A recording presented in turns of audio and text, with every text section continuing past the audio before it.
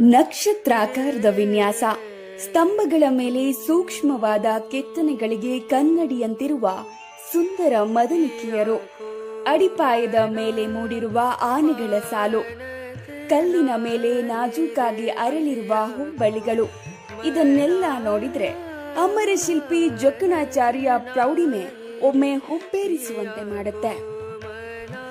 ಚೆನ್ನಕೇಶವ ಸ್ವಾಮಿಯ ವಿಗ್ರಹದ ಸುತ್ತಲಿನ ಪ್ರಭಾವಳಿಗಳು ಮತ್ತು ದ್ವಾರಪಾಲಕರ ಕೆತ್ತನೆಗಳಲ್ಲಿ ದರ್ಪಣದ ಹೊಳಪನ್ನು ಕಾಣಬಹುದು. ಕಲ್ಲನ್ನೇ ಕನ್ನಡಿಯಂತೆ ಕೆತ್ತುವ ಶಕ್ತಿ ಅವರಿಗೆ ಕರಗತವಾಗಿದ್ದೇ ಇಂದಿಗೂ ಒಂದು ಅಚ್ಚರಿಯ ಸಂಗತಿ.